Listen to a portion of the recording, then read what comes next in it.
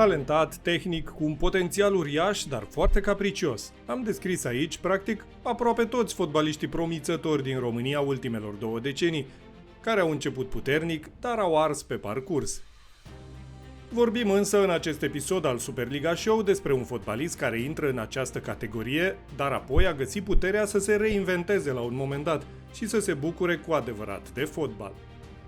La 31 de ani, aproape 32 pe care îi va împlini în septembrie, Cosmin Matei a venit în 2022 la Șepși și a câștigat deja la fel de multe trofee câte cucerise în precedenții 14 ani, când a jucat la Steaua, Dinamo, Farul sau Viitorul. Și recunoaște, fără nicio reținere, că a greșit în carieră. Deci mulțumit de cum a decurs cariera ta până acum? Sincer nu sunt mulțumit. Sunt conștient că au fost multe momente când am gestionat prost anumite lucruri, dar asta este viața, avem o singură șansă.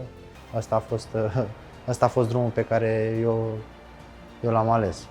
Până la 31 de ani, Matei, considerat ca mulți alți jucători dinainte, dar și după el copilul teribil al fotbalului românesc, a schimbat 10 echipe și a jucat în Grecia, Turcia și Croația.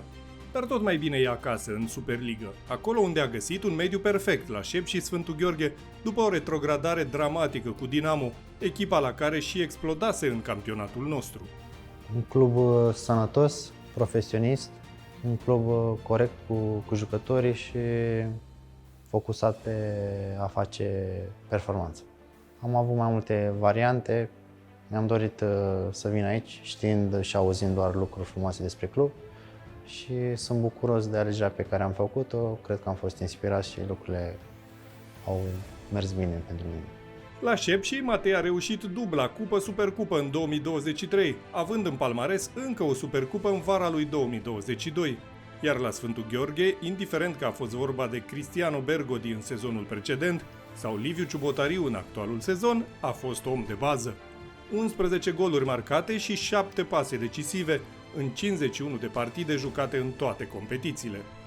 Poate părea un regres după ce Matei și-a făcut debutul la Farul, a jucat la Steaua, apoi la Dinamo, însă mijlocașul recunoaște că nu e nevoie exclusiv de talent, de potențial uriaș sau de a ridica tribunele în picioare. E nevoie și de multă muncă. Nu, pe parcurs te simți apreciat și la început ai visuri foarte, foarte mari, să joci la Real, la Barça. Dar când vezi că talentul nu e sau de așa natură încât să ajungi până acolo, te mulțumești cu locul care se oferă. Antrenorul care i-a deschis ochii prima dată a fost Gică Hagi, care l-a transformat pe Matei într-unul dintre proiectele sale. Unul dintre jucătorii care au fost recondiționați, puși pe picioare și care au dat un randament excelent. La Farul, Cosmin Matei a avut 58 de meciuri, 5 goluri și 7 pase decisive.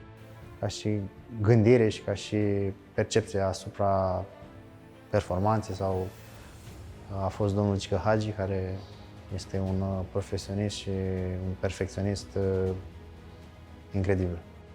Matei își aduce însă aminte și de debutul său în fotbal, primele meciuri la Farul, apoi debutul la Steaua, acolo unde era în lotul lărgit chiar și la meciul cu Napoli, unul dintre cele mai dramatice din istoria fotbalului românesc.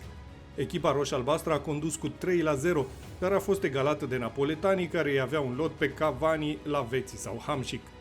Cred că primul meci cu adevărat a fost în Europa, când era la Steaua contra celor de la Napoli. Stadionul era un vulcan și atunci a fost o atmosferă senzațională. Dar vorbeam la început de regrete și îl lăsăm pe Cosmin să le spună singur. Mentalitatea greșită pe care am făcut-o. Ce ai schimbat la tine? A schimbat atitudinea pe care am avut-o la începutul carierei, pentru că privind în urmă mi-am dat seama cât de greșit gândeam și acționam împotriva mea, împotriva carierei mele, dar la momentul respectiv nu eram conștient de chestiile astea. În fiecare moment e o lecție, Matei a învățat să treacă singur prin retrogradări, accidentări, dezamăgiri. A învățat câte puțin din tot, chiar și din cele 2 convocări pe care le-a avut la Național în 2014. Iar dacă pentru unii Șepși pare un pas în spate, Rezultatele pe care mijlocașul le-a avut la Sfântul Gheorghe spun clar că nu e așa.